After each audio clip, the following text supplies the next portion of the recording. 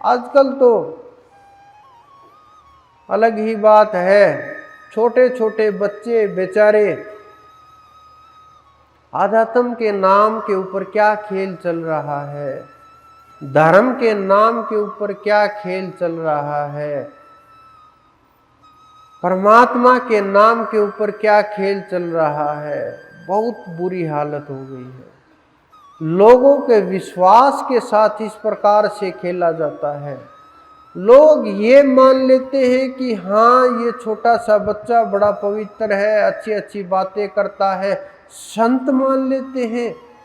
मुझे बड़े आश्चर्य की बात होती है कि हम उनको संत मान लेते हैं और उनके शरणागत होने की कोशिश करते हैं, उनके रूप का ध्यान करते हैं। मुझे बड़ा आश्चर्य आता है, मैं हैरान हो जाता हूँ हालत देख करके संसार की। बहुत बुरी हालत है जीवों की। लोगों को, संतों को मतलब ये देखिए प्रस्तुत किया जाता है पूरे तरीके से, वस्त्रों के साथ, मुकुट के साथ, तिलक के साथ, सारी एक एक चीज प्रस्तुत की जाती है। क्या संत भी प्रस्तुत करने की चीज है? बड़ा आश्चर्य है। इस संसार के अंदर घोर आश्चर्य हर रोज महसूस होते हैं, लेकिन आप लोग इन चीज़ों को हल्के में ले लेते हो। बहुत बड़ी बातें हैं ये, बहुत बड़ी। क्योंकि जब इस प्रकार की घटनाएं होंगी, साधक लोगों का, जीवों का विश्वास छिन्न भिन्न हो जाएगा। किसके ऊपर विश्वास करें? कौन सही गुरु है, कौन सच्चा है, कौन झूठ बोल रहा है? क्योंकि झूठ बोलने वाले लोग उसी इतने तरीके से पेश किए जाते हैं, आदमी को परखना बड़ा मुश्किल हो जाता है। सत्य बोलने वाले समझ नहीं आते कि इनका क्या व्यवहार है, क्या चल रहा है, क्योंकि वो तो जैसे होते हैं वैसे ही होते हैं, उनमें कोई बदलाव नहीं होता। वो अंदर बाहर से एक जैसा व्यवहार होता है। तो जो ये संसार के अंदर चल रहा है, इस युग की तो क्या बोलूं मैं, इस समय का जो खेल चल रहा है, इसके अंदर आपको 1000 गुना सावधान रहना पड़ेगा।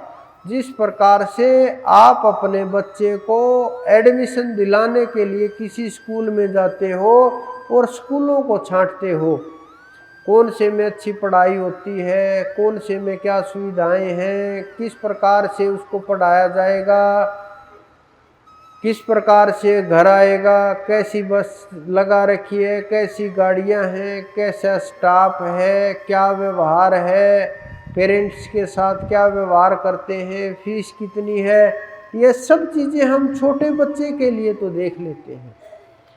लेकिन जब हमारी बारी अगले जन्म की आती है, ज्ञान की आती है, वहाँ हम चूक कर जाते हैं, वहाँ हम फंस जाते हैं। क्योंकि हम ये सोचते हैं कि ये चीज़ें जैसे संसार के अंदर सामान पैसे से मिल जाता है, संसार के अंदर वस्तुएं खरीदने से मिल जाती हैं, तो ये भी सामान ऐसे ही मिल जाएगा, ऐसे ही प्राप्त हो जाएगा, हम ऐसे ही खरीद लेंगे उन चीज़ों को। लेकिन ये ऐसा नहीं है। आप उन चीज़ों को सांसारिक पदार्थों से नहीं खरीद सकते। इन सांसारिक पदार्थों से आप जीवन तो चला सकते हो, घर भी चला सकते हो, संसार भी चला सकते हो, सुख सुविधाएं भी प्राप्त कर सकते हो, लेकिन परमात्मा के लिए साधना आपको करनी पड़ेगी। बिना साधना के प्राप्ति नहीं हो सकती, चढ़ाई नहीं हो सकती। अगर कोई ये बोल रहा है कि साधना हो जाएगी, चढ़ाई हो जाएगी, वहाँ पहुँच जाओगे, मिल जाएगा, मिला देंगे, बिना साधना के नहीं हो सकता। मैं बहुत बार बोलता हूँ कि आप बैठ करके साधना कीजिए, बहुत लोग मुझे वापिस आ करके बोलते हैं कि आप ही करिए, हम नहीं बैठ पाएंगे। तो आप ये समझिए, आपको भोजन किया हुआ आपके काम आएगा। आप अपना भोजन किसी दूसरे से नहीं करवाते कि तुम भोजन कर लो, मैं तृप्त हो जाऊंगा। अगर आपको दर्द है तो दवाई आपको ही लेनी पड़ेगी।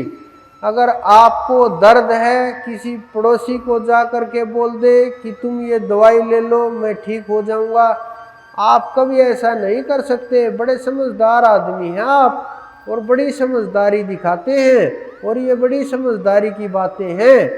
लेकिन जब नंबर ध्यान का आता है, भजन का आता है, तो हम बोल देते हैं कि ये भाई कर लेगा, ये पत्नी कर लेगी, मेरे पिताजी करते हैं, छोटा भाई लगा हुआ है।